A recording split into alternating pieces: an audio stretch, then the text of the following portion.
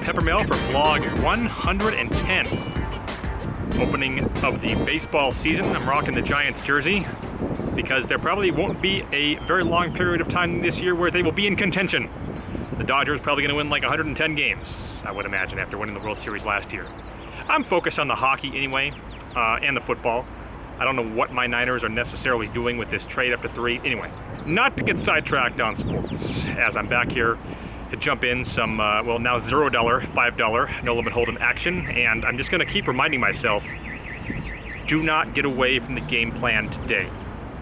Do not take marginal spots when you're in hands against the last guy in the game you want to be in hands against. That's my message to myself, and of course, that's my message to you as well. It's one that cost me recently, but I'm convinced it's not going to cost me today. So I make the trip into the casino from the south end to find a game with one seat open, and I decide to buy in for $2,000, something I rarely do, and it was a decision that would impact me more than I could have possibly imagined. We'll get to that. And this isn't all that relevant, but I just had to mention it. Before I get into any hand on the day, I see an unknown older gentleman say and do this. Come on in, boys. That's all? Great. I say that's going to be the nuts of luck. Let me tell you, if you want a reliable tell, it's going to be that you will be shown the nuts all day when you get a speech that sounds like that. Somehow, he still ended up getting paid off because, of course, he did have the absolute nuts. And something else you can count on, which we also saw, is after he doubles up, all of a sudden, he's got to have someplace to be. And he'll rack up and get out of there within 20 minutes, which this guy, of course, did. Anyway, it worked out for the game, though, because the guy who replaced him clearly was prepared to give action and had been bluffing big in 2 early hands, which resulted in me giving him some action that I otherwise wouldn't have given him. This hand comes when he straddles 10 on the button. The hijack calls, and I look at 9-7 of spades in the big blind and complete. Now, it's a sleeper straddle, so since no one raised, he then has the option to do so. He makes it 55, which I decided to make a pretty loose call, admittedly, and see the flop. The hijack does as well, so with 165 in, the dealer puts out 10-5-4 with 2 spades. I check, as do both other players. The turn comes the deuce of spades, giving me the flush. I throw in a black chip, and the hijack folds. I actually thought the button might raise here, but he ends up just calling. So with 365 in, the river's an offsuit 6. I bet 165 here, and he doesn't think too long with it before folding. Chances are he had just one big spade, and I should have checked that river to him to let him bluff. Then we get an under-the-gun limp, and I have 9-5 of clubs in the low jack and decide on a limp folding line from behind. The cutoff also limps and the blind checks, so no folding is required. With 20 in, it comes 10 of clubs, 7 of clubs, 6 of diamonds. Under the gun bets out 25, and I decide to 3-exit here. Then the cutoff, an OMC, hurries to grab chips, which was the last thing that I wanted to see, though he doesn't end up raising. He just calls, as does the under the gun player. So this pot has become much bigger than I wanted it to be at this point with the hand that I had here. So with 245 in, the turn is the 9 of spades. It does give me a pair, but I didn't figure that meant anything. It gets checked to me. And this time I don't bet because I'm very worried about what the cutoff has here. He bets only 50, which I thought was bizarre.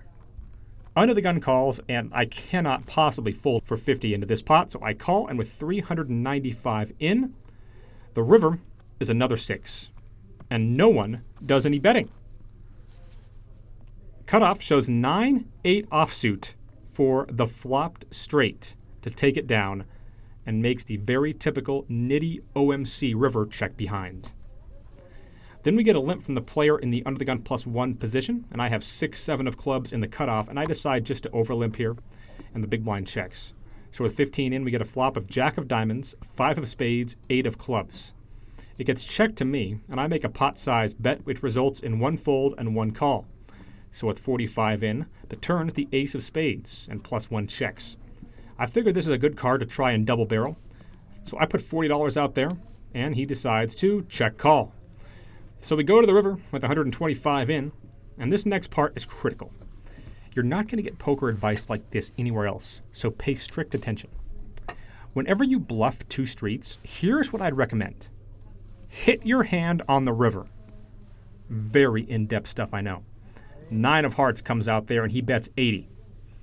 So I pick up 3 $100 chips and put them in the pot. He thinks about it and decides to call.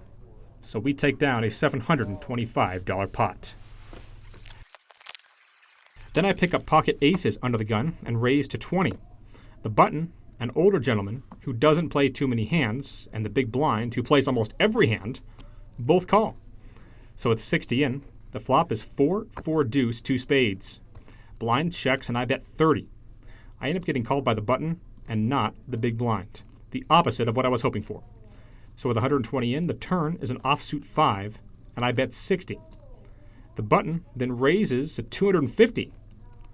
Now, I had to think about this. I know him well. It's very unlikely he has a 4, though it is possible. He could have pocket deuces, but that's going to be very tough. I settled on thinking, and this is based off of knowing him for years, that he was probably slow playing an overpair here, though I certainly wished he'd have fast played it and made this easier. I make the call with the plan of leading the river, assuming that he'd only raise, or bet out for that matter, with a full house, but he'd call with his overpairs. That river card comes an offsuit 7. I follow through on my plan. I bet 215 here, and he has about 500 left, so, as I was hoping, he calls. We have a $1,050 pot, and just like I thought, he does show an overpair, pocket kings, and we take it down. Then we get a $20 open from an unknown in +2 and a call from the low jack. I have jacks on the button and make it 80. Now I shot this camera down on my main cell phone, so you'll really get to see how bent the peppermill cards are from this angle, which is the most commonly noted thing in the comments. +2 calls and the low jack folds, so it's 185 in. The flop is 8-6-3 rainbow, and he checks. I bet $90, primarily for protection here, and he thinks about it and calls. So with 365 in, the turn is a deuce, and he checks. Now, I don't know this opponent, but I just think that he has a hand like 9s or 10s here. I actually thought he was calling me pretty light and might try something on the end. This would prove to be incorrect. The river is a 10, and he thinks about it for a long time and bets 150. My first thought was that of disappointment that he didn't bet more, as I thought that his bluffs would actually be bigger. Still, my plan was to call, and I didn't stray from that plan. So we have a $665 pot, and he shows pocket 8s for a flopped top set. Then we get 3 limps and an aggressive player on the button raising to 35. Chances are he's going to be light here a lot, being in the button, and I look to take advantage of that. I squeeze to 130. The limpers fold, and he thinks about it for a minute and calls. So with 275 in, the board comes out 7-deuce-3 with 2 hearts. Now, even if he has bottom pair here, he's going to call, but I figure it was still worth a bet, which I make, and it works. We play for several more hours and rack up.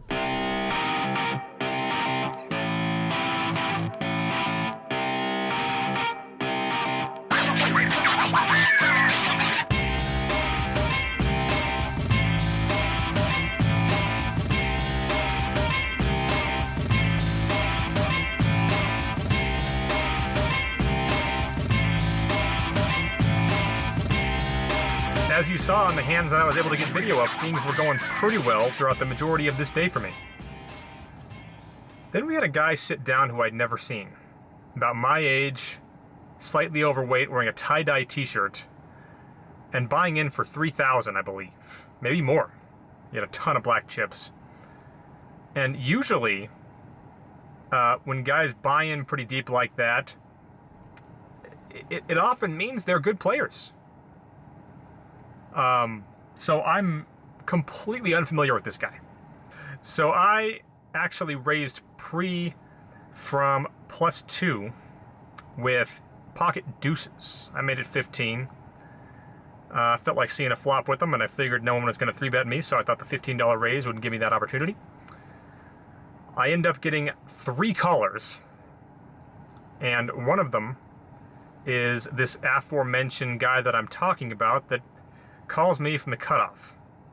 So we go 4 ways to 9-7 deuce all spades, giving me bottom set. I bet out for 50, and he ends up making the call, and the others go out. Turns an offsuit queen. I bet 115, and he calls. The river is another 9, giving me deuces full of 9s. And I had every indication to believe this guy was not going to be folding here, so I bet big. I bet 315. Now I started the hand with 2,000 in front of me. Actually, I think a little more than 2,000, come to think of it, probably about a little under 2,200. And the second I put that $315 in the pot, he says, "I'll put you all in." Now, you'll find in 2021 live poker, and this has been the case throughout most of the time I've been playing poker, but especially nowadays, you'll find that the big overbet like this on the river is just so often the nuts, or at least a nutted hand. In this case, there are several possibilities. It could be obviously to beat me. And the thing that would make no sense for it to be is for it to be a value hand that's weaker than mine. That's what makes no sense. So I thought to myself, well, it's possible this guy could be bluffing with just the ace of spades here. And my thought process there was, man, if he really has it in him to do that, then I almost got to give the guy credit. Because part of me actually thought at this point that the guy might be a pro. Because again, he kind of fits the profile in some ways. Playing against unknown guys is always tough, especially when you're very deep stacked against them, and something crazy like this happens. I thought about it for a while, and eventually laid the hand down. And then it gets particularly weird, because about 5 minutes later, he says, "You know what I had there, bro? I had the king high flush, and I was trying to get you off of a small boat."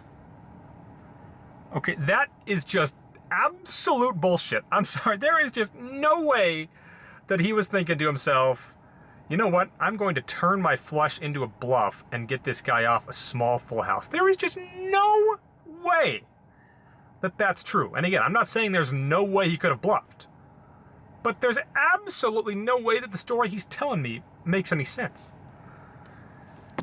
So, I'm still kind of at a loss at this point as to what the hell he had here. I was, at that point, still convinced he was lying. There's a guy here, he doesn't play much anymore, one of the old school kind of legends of Reno poker that we used to see here a lot. He would always bluff about bluffing to try and put people on tilt. He'd try to say that he was bluffing when he wasn't. But of course he would actually bluff a lot in other times. So I was convinced when I laid the hand down that he had a bigger full house. I just was.